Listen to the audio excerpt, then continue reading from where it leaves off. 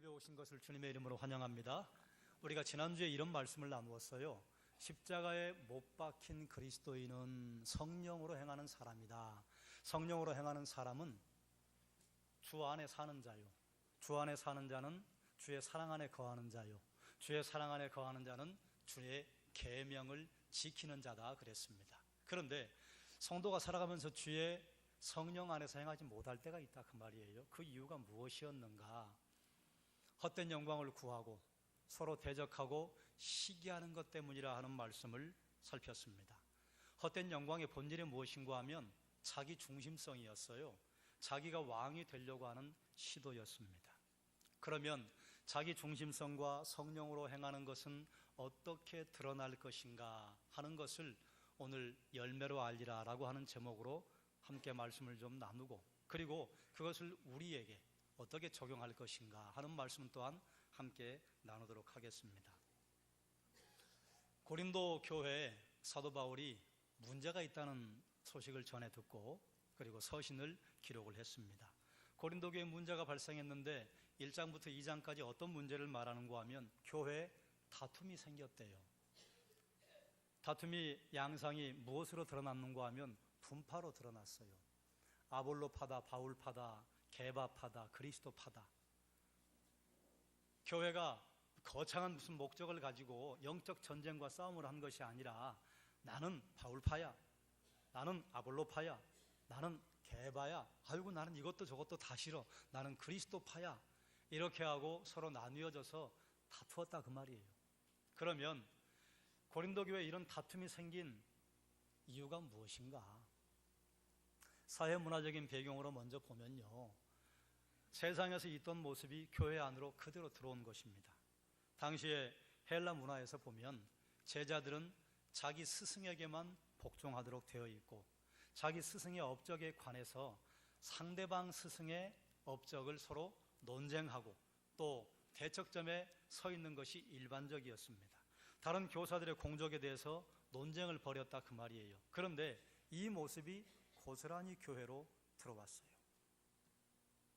어떤 사람은 바울에게 영향을 받았고, 어떤 사람은 베드로에게 감동을 받았고, 어떤 사람은 아볼로에게 교육을 받으면서 주를 보는 눈이 열렸다 그 말이에요. 그러다 보니까 바울은 이렇게 이야기했어, 아니야 베드로는 이렇게 이야기했어, 아니야 아볼로는 이렇게 가르쳐 줬어 하면서 자기가 배움을 받은, 감동을 받은, 영향을 받은 스승의 것을 주장을 하다가 그만 교회 안에 다툼이 생겼다 그 말이에요.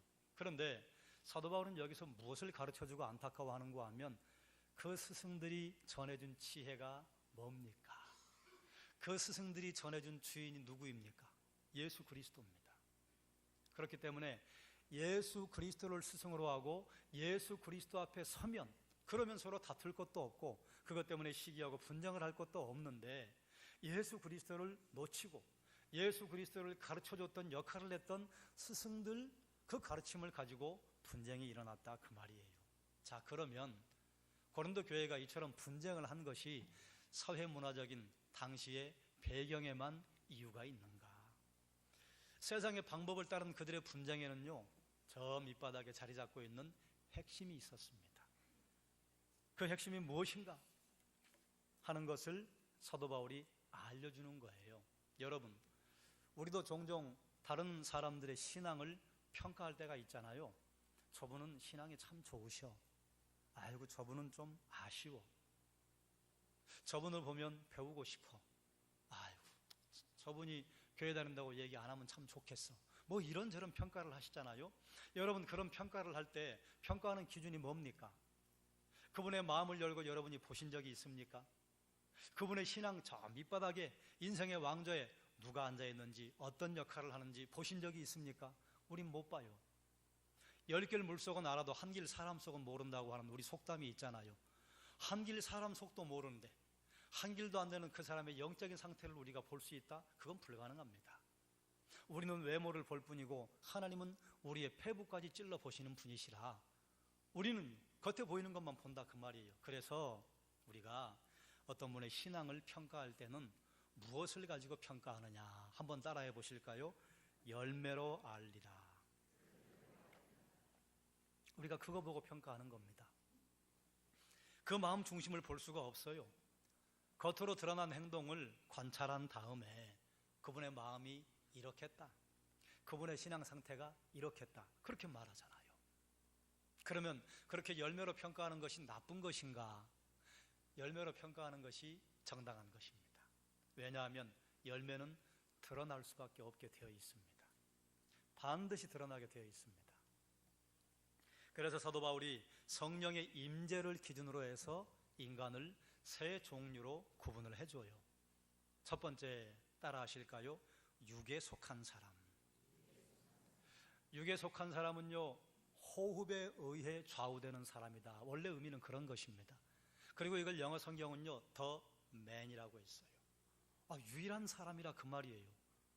왜 the man이라고 했는가? 이 땅에 수많은 사람들이 있지만 하나님의 기준으로 본다면 두 종류의 사람이 있습니다. 하나님에게 속한 사람, 사탄에게 속한 사람. 하나님에게 속한 사람은 예수 그리스도를 머리로 하고, 사탄에게 속한 사람은 거짓의 아비인 사탄을 머리로 하는 그 아래에서 누구는 손의 역할을 하고 누구는 발의 역할을 하고 그렇다 그 말이에요. 그러므로 사탄에게 속해 있는 유일한 사람이다 그 말이에요. 육에 속한 사람은 그렇기 때문에 충동적인 감정에 대단히 충실합니다. 육에 속한 사람은 불신자예요. 믿지 않는 사람의 인생의 기준은 무엇인가 하면 육신의 정욕, 안목의 정욕, 이생의 자랑입니다. 그래서 육체적인 생명 이외에는 그 어느 것도 없는 것처럼 사는 사람, 육체적인 또 물질적인 가치만을 귀하게 생각하고 육체적이고 물질적인 기준에 의해서 모든 것을 판단하기 때문에 영적인 것을 이해할 수가 없습니다. 예를 들어서 재산을 모으는 것을 가장 큰 가치로 여기는 사람은요, 자선을 하라고 하는 거나 또 구제하라고 하는 말씀을 이해할 수가 없습니다. 나도 힘들고 불편한데 어떻게 자선을 하고 구제를 해? 이렇게 말한다 그 말이에요. 산술적으로 생각하면 100만 원을 버는데 거기에서 10만 원을 10의 1조를 하고 또 그것만 합니까? 이런저런 헌금들을 하시잖아요. 그리고 또 다른 사람을 도와줘요? 그러면 그만큼 마이너스인데 어떻게 이게 가능해? 그런데 영적인 원리를 아는 분들은 어때요? 다른 사람에게 흩어 구제하는 것이 심는 것이라, 하나님의 나라에 심는 것이 그것이 나중에 거두기 위한 것이라, 이런 영적인 원리를 이해하고 받아들이잖아요. 또 예를 들어서 성적인 욕구를 가치로 여기는 사람에게는요, 순결의 의미가 이해가 안 됩니다. 순결을 헌신짝처럼 생각을 해요. 이것이 육에 속한 사람에게 나타나는 특징이요, 겉으로 드러나는 열매입니다. 두 번째요, 또 따라 하실까요? 신령한 자. 신령한 사람은 성령에 좌우되는 사람입니다. 신령한 자는요, 그의 기준이 자기 권위가 아니라 하나님의 말씀이에요. 신령한 자는 사람들의 시선보다 하나님의 시선을 의식합니다. 성령에 충만한 사람은요, 성령에 좌우되는 사람은 사람들의 판단 때문에 일희일비하지 않습니다. 때로는 기쁠 때가 있죠. 때로는 마음에 부담이 될 때가 있죠. 그러나 그것 때문에 과도하게 하늘 끝까지 올라가거나 과도하게 저 땅으로 꺼지는 일이 없다 그 말이에요. 신령한 자는 무엇이 두려운가 하면 하나님의 시선이 두려운 거예요. 하나님의 판단이 두려운 거예요. 그래서 사람들이 있을 때나 있지 않을 때나, 사람들과 함께 있을 때나 혼자 있을 때나 하나님의 말씀의 기준에 의해서 행동을 하는 사람입니다. 신령한 자는 그래서 주의 마음을 가졌다. 주의 마음은 하나님의 마음이에요. 신령한 사람은 하나님의 마음을 소유한 위대한 특권을 가진 사람들입니다. 여기 예배 와서 앉아있는 여러분은요, 하나같이 하나님의 마음을 가진 분들이에요. 하나님의 마음을 가진 것은요, 창조주 하나님의 마음을 내가 이해하고 내 마음으로 가졌다고 하는 대단히 놀라운 특권이요, 하나님의 선물입니다. 세 번째요, 어떤 유형의 사람이 있는가 하면 따라 하실까요? 육신에 속한 사람. 육신에 속한 사람, 맨 처음 얘기했던 육에 속한 사람과 육신에 속한 사람이 좀 이게 단어가 비슷하니까 헷갈립니다. 육신에 속한 사람을 다른 말로 하면 세속적인 사람이에요. 성령으로 거듭났어요. 그리스도인인 것이 확실해요. 그런데 충동적인 감정에 충실한 사람이에요. 성도예요. 거듭났어요. 그럼에도 불구하고 육신의 정욕에 흔들려요. 안목의 정욕에 흔들려요. 이생의 자랑에 흔들려요.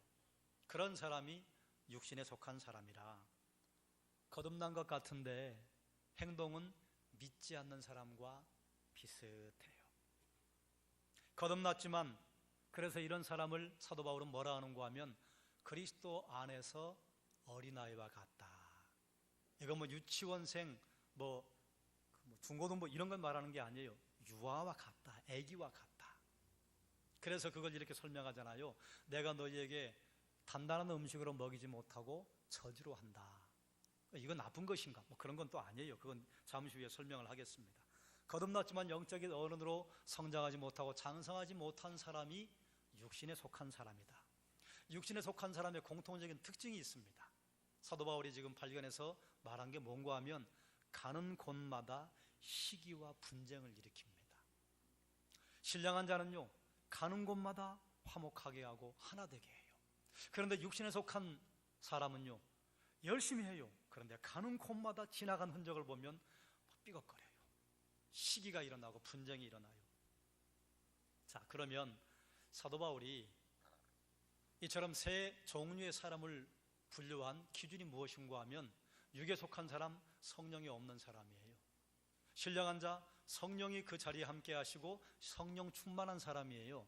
육신에 속한 사람이요, 성령이 그 심령에 있는데요, 성령으로 충만하지 않고 자기로 충만한 사람입니다. 그래서 성령의 임재로 말미암아 그 기준을 세워서 세 종류의 사람으로 구분을 했습니다. 그러니까 결국 분쟁을 일으키는, 시기를 일으키는 육에 속한 사람, 또 신령한 자, 그리고 우리에게는 해당되지 않은 육에 속한 사람을 가르는 정확한 기준, 성령이었어요. 그렇다고 한다면 분쟁을 일으키는 문제의 핵심이 뭔가? 왜 어떤 사람은 지나가는 자리마다 시기와 분쟁이 있고 어떤 사람은 지나가면 항상 화목하고 하나됨을 이루는가? 그 이유가 무엇인가? 문제의 핵심이 무엇인가? 따라하십시다. 기준의 차이. 기준이 달라요. 이것이 옳습니다. 이것이 옳습니다. 기준이 같으면 둘 중에 하나는 옳지 않아요. 그런데 기준이 다르면요, 둘 다 옳아요. 그게 지금 이 시대에 수없이 많은 사람들이 절대 진리는 없습니다, 다 상대적입니다, 그렇게 말하는 거 아니에요. 그 절대 진리가 무엇입니까? 하나님의 말씀을 내려놓으면요, A라고 하는 사람은 A라고 하는 사람이 가지고 있는 기준이 다르고 B라고 하는 사람은 B라고 하는 사람이 가지고 있는 기준이 다르다, 그 말이에요. 10인 10색, 100인 100색이에요. 기준이 차이가 있으니까요, 서로 시기와 분쟁이 있는 것입니다. 기준의 차이가 무엇이냐? 하나님의 말씀인가? 자기 권위인가? 성령인가? 자기 자신인가? 어떤 성도와 하나님과의 교제가 그와 이웃과의 교제를 통해서 드러납니다. 어떤 성도가 이웃과 대단히 가깝고 서로 사랑하면요, 그는 하나님과도 가깝고 사랑하는 것입니다. 어떤 성도가 이웃과 멀리 떨어져 있다면요, 그는 하나님과도 멀리 떨어져 있다고 볼 수 있습니다. 어떤 성도가 다른 사람과 불화하고 말이 많고 양보할 줄 모르고 말썽을 일으킨다면 죄송하지만 신령한 자가 아닙니다. 육신에 속한 사람인 거예요. 그러면 바울이 지금 이런 기준을 제시하면서 바울이 기대한 바가 뭘까요? 바울이 고린도 전서를 쓸 때는요, 이렇게 하면 안 됩니다, 책망하려고 쓴 게 아니에요. 책망도 있어요. 그러나 또 다른 요구하는 게 있다, 그 말이에요. 그건 무엇인가 하면, 여러분 고린도 교회 교인들이요, 신령한 자가 되어서 어른다운 모습을 보여주십시오, 그 말이에요. 왜 그런가 하면 주님께서 십자가에 달리셔서 우리를 깨끗하게 하신 것은 하나님의 뜻대로 행동하는 하나님의 백성을 만들어내시기 위함이라. 거듭났다면 장성해야 한다, 그 말이에요. 여러분 거듭났잖아요. 거듭났으니까 그리스도의 장성한 분량까지 자라가야 합니다. 고린도 교회 교인들이 그렇게 커야 합니다. 그 말을 하고 싶은 거예요. 자, 그러면 우리는 또 고민해야 됩니다. 우리가 항상 신령한 자일 수 있을까요? 또 반대로 우리가 항상 육신에 속한 자일 수 있을까요? 아니에요. 우리는 신령한 자와 육신에 속한 상태를 왔다 갔다 합니다. 언제까지 왔다 갔다 할까요? 죽을 때까지. 어느 한순간은 성령 충만해요. 그러다가 그만 내 중심에 내가 앉고 싶은 유혹을 받아서 내가 내 중심에 앉아서 내가 왕노릇하면요, 신속하게 성령 충만을 버립니다. 그래서 육신에 속한 모습으로 가서 하나님의 사람인데 거듭났는데 그럼에도 불구하고 육신의 소욕에 따른 열매들이 맺힌다 그 말이에요.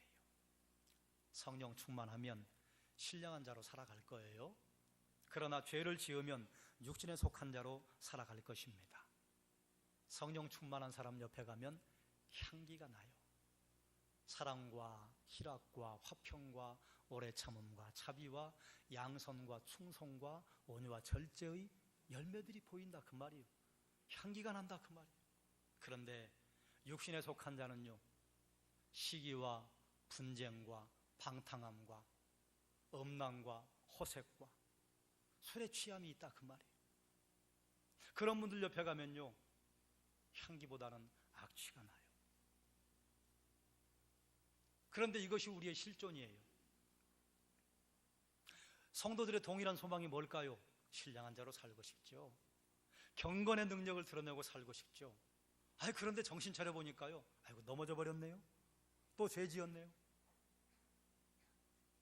그러나 또 거기서 다시 신령한 자로 올 수 있는 길을 하나님께서 열어놓으셨다 그 말입니다. 어떻게 우리가 육신에 속한 모습에서 신령한 모습으로 살아갈 수 있는가? 따라 하실까요? 회개와 성령의 충만. 하나님이 길을 열어놓으셨어요. 우리가 잘 아는 요한일서 1장 9절 말씀, 만일 우리가 우리 죄를 자백하면 그는 미쁘시고 의로우셔서 우리 죄를 사하시고 모든 불의에서 우리를 깨끗하게 하신다고 그랬습니다. 깨끗하게 하신다고 그랬어요. 여기서 깨끗하게 하신다고 하신 그 말씀이요, 예수님께서 우리를 위해 십자가에 죽으신 것은 우리를 깨끗하게 하사 다시 십자가의 보혈의 능력으로 말미암아 우리를 치유하시는, 우리를 씻어내시는, 우리의 죄를 맑게 시키시는 역사가 일어난다 그 말입니다.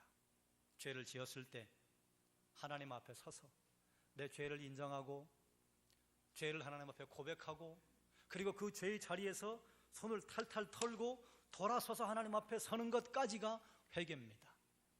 회개는 애통함과 돌아섬까지입니다. 돌아서지 않고 내 입으로만 하나님 앞에 열심히 고백을 하는 것은 회개가 아닙니다. 육신에 속한 그리스도인의 공통적인 특징은요, 열심히 입으로는 하나님 앞에 고백을 하는데요, 행동은 변함이 없는 거예요. 그래서 입으로는 지당한 말씀을 주옥같이 쏟아내는데 행동은 역시 육신의 소욕의 열매를 보인다 그 말이에요. 그래서 그 다음에요, 반드시 성령의 충만을 간구하셔야 합니다. 에베소서 5장 18절에 보면 술 취하지 말라, 이는 방탕한 것이니 오직 성령의 충만을 받으라 선포하셨단 말씀이에요. 하나님께서 바울의 입을 통해서 명령하셨습니다. 하나님 명령이기 때문에 이것은 하나님의 뜻입니다. 하나님의 뜻대로 구하면 하나님이 무엇이든지 들으신다 했습니다. 하나님이 들으시는 것은요, 하나님께서 응답하신다고 하시는 가장 확실한 표현 가운데 하나입니다. 성령 충만은 하나님의 명령이요 하나님의 뜻입니다. 그렇기 때문에 회개하고 성령 충만을 구하면 하나님의 뜻대로 간구하는 것이요, 하나님의 뜻대로 간구하는 하나님의 백성의 기도를 하나님께서는 들어 응답하셔서 다시 한번 성령의 충만을 주셔서 성령 충만한 사람으로 살아갈 수 있도록 인도해 주시는 것입니다. 사도 바울이 고린도 교회 교인들에게 이런 말씀을 선포했어요. 자, 그러면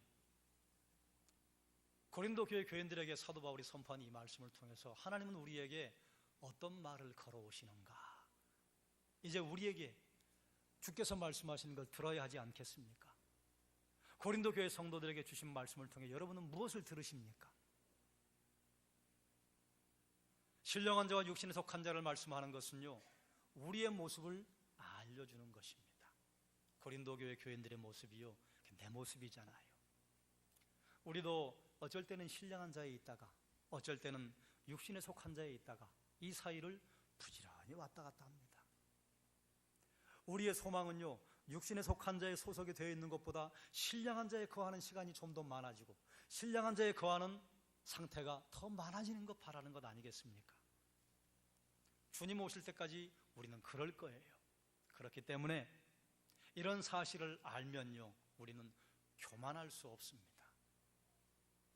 신령한 자에 소속이 되어 있는 것과 육신에 속한 자에 소속이 되어 있는 것이 개인마다 다 달라요. 그래서 언제는 내가 신령한 상태에 있다가 또 언제는 내가 거듭났음에도 불구하고 육신의 소욕에 사로잡혀서 육신의 열매, 육신의 소욕의 열매를 맺는 상태에 있을 수 있다, 그 말이죠.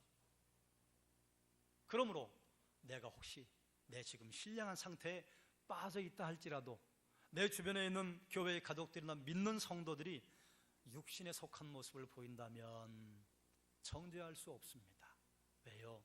그걸 정죄하는 순간이요, 판단하는 순간 거의 되게 신속하게 넘어집니다. 그래 우리가 육신에 속한 상태로 빠져버리고 말아요. 그런데 거기서 또 우리에게 은혜가 있어요. 거기서 과도하게 실망하고 좌절하지 않을 이유가 있습니다. 왠고하면 하나님께서는요, 우리가 다시 신령한 자로 돌아오기를 바라셔서 신령한 자로 갈 수 있는 길을 열어놓으셨다, 그 말이에요. 그렇게 되면 교회 안의 성도들이요, 서로 이해하고 사랑할 수 있게 돼요. 왜요? 나도 넘어질 수 있으니까요. 여러분, 판단과 정죄는 우리의 것이 아닙니다. 그건 누구의 거예요? 그건 하나님 거예요. 그러나 분별은 해야 합니다. 분별해서 내가 저 모습이 되면 안 되지. 그리고 그걸 나에게 적용을 해야지. 다른 사람에게만 적용을 시키면요, 그건 내 의로움을 드러내서 기분이 좋을 수는 있으나 그러나 나는 또 신속하게 넘어지고 맙니다. 그래서 우리의 모습을 알려주시고 무엇을 우리에게 또 말씀하시느냐, 한번 따라 하실까요? 다시 일어서라. 다시 일어서라고 말씀하고 싶은 거예요. 고린도 교회에 대단히 심각한 문제들이 많이 있었습니다. 분쟁, 이건 빙산의 일각이에요. 고린도 전서를 보면요, 고린도 교회에 어떤 문제가 있었는지, 고린도 교회 교인들이요, 분쟁할 뿐만 아니라 서로 성도 간에 일반 법정에 고소하는 일이 생겼습니다. 근친 상간하는 일이 생겼습니다. 또 은사를 받았다고 하는 사람들이 방언을 받아가지고 방언이 임하면 아무나 막 일어나서 무질서하게 예배를 어지럽혔습니다. 또 당시에 성찬식을 할 때에는 교회가 준비한 게 아니라 개인들이 싸왔어요. 어떤 사람은 넉넉하니까 몇 바구니를 싸와요. 어떤 사람들은 부족하니까 성찬식 빵과 포도주도 준비해 올 수 없어요. 그래서 넉넉하게 준비해 온 사람들은 자기들끼리 한쪽에 모여서 먹고 마시고 얼마나 많이 먹었는지 취했다, 그 말이에요. 또 그걸 준비하지 못한 사람들 한쪽에서 손가락을 빨고 있었어요. 이것이 교회인가? 그런데 하나님께서는 사도 바울의 입을 통해서 뭐라고 말씀하시는가 하면 고린도전서 1장 2절에 보니까 고린도에 있는 하나님의 교회, 곧 그리스도 예수 안에서 거룩하여지고 성도라 부르심을 받은 자들과, 고린도 교회 교인들이 비록 그렇다 할지라도 하나님이 그들을 보시는 눈은 어땠는가 하면 너희는 거룩한 백성이야, 너희는 성도야. 왜요? 예수 그리스도의 보혈의 공로로 말미암아 새롭게 되고 깨끗해졌기 때문에 성도다, 그 말이에요. 우리는 이렇게 생각할 때가 있어요. 우리 교회에 만약에 이런 범죄가 있으면 어떨까요? 당신은 교인도 아니야 이러지 않을까요? 나는 교인도 아니야 이러지 않을까요? 그런데 하나님은 어떻게 보신다? 거룩하여지고 그리스도 예수 안에서 성도라 부르심을 받은, 우리의 의로움과 우리의 죄악이요, 내 죄 때문에 의로워지고 내 죄 때문에 우리가 더 악해지고 그런 거 없어요. 우리는 다 악해요. 우리의 행동과 우리의 행위로는 다 악할 수밖에 없습니다. 그런데 하나님의 공의는요, 예수 그리스도의 보혈의 공로를 의지하고 고백하면 의롭다, 거룩하다. 그래서 어떻게 하면 돼요? 그 안에서 주의 계명을 따라 거룩해지기 위해서가 아니라 하나님의 백성답게 살기 위해서 성령을 의지하고 몸부림치고 실패하고 또다시 주의 보혈의 공로를 의지하여 회개하고 성령 충만을 구하고 신령한 자로 살다가 또 실패하고 그러면 다시 하나님 앞에 은혜의 보호자의 앞에 나와서 하나님 힘주십시오, 도와주십시오, 이것을 반복하며 살기를 원하신다, 그 말이에요. 여러분, 모세가 광야로 쫓겨나서 이제는 인생 포기하고 살려고 할 때 그때 하나님께서 모세를 찾아가셨어요. 엘리야가 놀라운 능력을 드러내고 멋진 승리를 했는데요, 여인의 한마디에 그만 마음이 밀랍처럼 녹아져서 광야로 가서요, 하나님 나 죽여주십시오. 베드로가 분명히 예수님에게 능력을 받고 예수님과 동행했음에도 불구하고 성령 받기 이전에요, 영적인 밤을 보내고 있을 때 예수님 찾아가셨어요. 갈릴리 바닷가 찾아가셔서 예수님 책망하신 적이 없어요. 물으셨어요. 너 나 사랑하니? 그리고 베드로에게 사명을 주셨어요. 우리에게도 주님께서 원하시는 것이 그것입니다. 신령한 자와 육신에 속한 자가 있어. 육신에 속한 자에 갔다고 해서 주님이 정죄하시느냐? 정죄하지 않는다, 그 말이에요. 이걸 알려주시는 것은 무엇인가 하면 예수 믿었다고 항상 성령 충만하고 예수 믿었다고 늘 신령한 자로 못 산다. 그러나 육신에 속한 자에서 신령한 자로 가기 위해서 기도하고 회개하면 십자가에서 능력을 베풀었던 것처럼 다시 깨끗하게 하는 은혜가 주어진다. 육신에 속한 그리스도인 구원 받습니까? 못 받습니까? 구원 받아요. 왜요? 우리의 행위와 의로움으로 구원 받는 게 아니라 오직 그 은혜로 말미암아 구원 얻는다, 그 말이에요. 그 은혜로 말미암아 구원 얻게 하시는 가장 큰 이유는요, 자기의 행위의 의로움을 자랑하지 못하게 하려 하십니다. 에베소서 2장 8절과 9절에 있는 말씀 아니에요? 사랑하는 여러분, 하나님께서 우리에게 때로는 책망의 말씀을 주실 때도 있고 부담스러운 말씀을 주실 때도 있어요. 그건 우리를 그저 정죄하고 그 자리에서 넌 아무것도 못해, 너는 원래 그런 태생이야 라고 하나님께서 우리를 책망하시고 그 자리에 머물러 있기를 바라시는 것 때문에 그렇게 하시는가? 아닙니다. 거기서 나와야 하지 않겠니? 언제까지 거기서 그러고 있겠니? 언제까지 육신의 소욕에 사로잡혀서 능력을 드러낼 수 있고 믿음의 거목으로 클 수 있고 믿음의 거인으로 크도록 내가 너를 디자인했는데 내 생명 속에 그런 생명의 DNA가 있는데 왜 계속 그렇게 패배자로 서 있겠니? 일어나라. 우리를 세워주고 우리를 세우셔서 하나님의 뜻대로 행하는 선한 사람 만들어내시기를 위하시는 하나님의 선포인 것입니다. 그리고 우리는 그럼에도 불구하고 하나님의 선포 앞에 이렇게 서야 해요. 따라하십시다. 진단하라. 여러분, 신령한 자에 속해 있습니까? 아니면 육신에 속해 있습니까? 여러분은 주로 여러분의 말과 행동이 신령한 열매를 드러내십니까? 아니면 말과 행동이 육신의 소욕의 열매를 드러내십니까? 최소한 이처럼 자기 영혼의 상태를 진지하고 진실하게 생각하고 기도하는 사람이 있다면 성도교회는 건강한 교회로 성장할 것입니다. 그리고 여러분 한 사람 한 사람 통해서 하나님께서 하나님이 원하시는 선한 일을 하는 백성, 그래서 열매로 안다고 그랬어요. 열매로 아는데요, 사람들이 우리의 열매를 보고요, 누구를 찬양하고 영광을 돌리는가 하면 신기하게도 나를 찬양하고 영광을 돌리는 게 아니라 하나님을 찬양하고 하나님께 영광을 돌린다, 그 말이에요. 그렇게 되면 하나님께서 우리를 부르신 기쁨이 있지 않겠습니까? 또 넘어져요.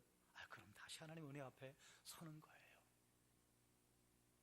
우리는 늘 같은 자리에 있을 수 없습니다. 그게 우리의 모습이에요. 말씀을 정리하겠습니다. 성령의 임재를 기준으로 인간을 세 종류로 구분해요.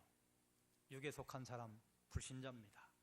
신령한 자, 성령의 메인 사람이에요. 육신에 속한 자, 성령 세례를 받았으나 자기 자신이 왕노릇하는 사람이에요. 육에 속한 사람, 불신자, 신령한 자, 성령 충만한 자, 육에 속한 자, 성령 충만하지 않고 자기 자신으로 충만한 사람.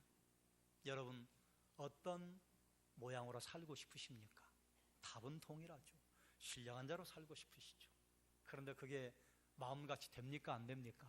안 돼요. 마음같이 된다고 말하는 순간 넘어져 버립니다. 마음같이 된다고 말하는 순간 우리는 하나님의 자리에 앉는 거예요. 그건 불가능해요. 그렇기 때문에 우리는 성령의 능력을 의지해야 한다, 그 말이에요. 빈들의 마른 풀 같은데 이 마른 풀에 봄비가 내리면요 살아나는 것처럼 우리의 영혼이 육에 속한 사람이 되어서 빈들의 마른 풀같이 되었어요. 분명히 그리스도인인데 그리스도의 능력이 사라지고 경건의 능력이 사라져 버렸는데 성령의 단비가 주어지면요 다시 우리에게 능력과 하나님의 생명의 역사가 드러날 것이다, 그 말입니다. 신령한 자는 성령의 향기를 품어요. 그런데 육신에 속한 자는 악취를 뿜어요. 안타깝게도 우리는요 이 두 사이를 갈팡질팡합니다. 왕래해요. 언제까지요? 죽을 때까지요. 그러므로 우리는 내 모습을 바로 보고 내가 무엇을 보고 있는지, 내가 지금 어디에 있는지, 내 위치가 어디인지, 내 영혼의 상태를 진지하고 진실하게 생각하고 기도하고 하나님 앞에 회개하고 성령 충만을 구함으로 하나님이 원하시는 일을 하고 하나님이 원하시는 상태에서 하나님의 영광의 도구로 쓰임 받기를 하나님께서 바라시는 것입니다. 하나님은 아쉽게도 우리가 두 사이에서 머뭇거리는 것을 보시고 그럼 우리를 정죄하시느냐? 여전히 그 자리에 계세요. 여전히 그 자리에서 기다리시고 우리가 어른다운 그리스도인다운 삶을 살기를 바라십니다. 그러므로 바라기는 신령한 자로 성령의 향기를 드러내시기를 주님의 이름으로 축원합니다. 여러분, 신령한 자의 상태에 머무는 시간이 더 많아지셔서 하나님의 영광의 도구로 쓰임받게 해주시기를 주님의 이름으로 축원합니다. 기도하겠습니다. 하나님, 우리의 동일한 소망은 예수님처럼 살고 싶은 것입니다. 바울처럼 살고 싶은 것입니다. 그런데 이런 소망을 가지고 있는데 우리가 무엇을 해보려고 하면 여지없이 무너지고 맙니다. 또 넘어져서 또 좌절하고 또 포기하고. 그런데 은혜는 우리가 그처럼 넘어져버린 그 자리에서 다시 한번 우리를 깨끗하게 할 수 있는 길을 열어주시고 하나님께 간구하면 성령의 충만을 주시는 하나님의 그 은혜 때문에, 하나님의 그 사랑하심 때문에 지금까지 살았고 앞으로도 살 것입니다. 하나님, 감히 하나님의 은혜를 구합니다. 감히 하나님의 도우심을 구합니다. 우리를 불쌍히 여기셔서 성령 충만하여 성령의 열매를 맺으며 성령의 향기를 드러내며 살게 하여 주시옵소서. 최소한 우리가 아침마다 외출하기 전에 거울 앞에 서서 나를 보는 것처럼 하나님의 말씀 앞에 서서 우리의 영적인 내 모습을 진단해보고 살펴보고 하나님 앞에 어떻게 설 것인가, 하나님 앞에 무엇을 간구하실까, 무엇을 간구할 것인가 깨달아 알 수 있게 하여 주시옵소서. 우리의 눈 열어 주옵소서. 우리의 귀를 열어 주옵소서. 그리하여 하나님의 영광의 도구로 쓰임받게 하여 주시옵소서. 예수님의 이름으로 기도드리옵나이다. 아멘. 찬송가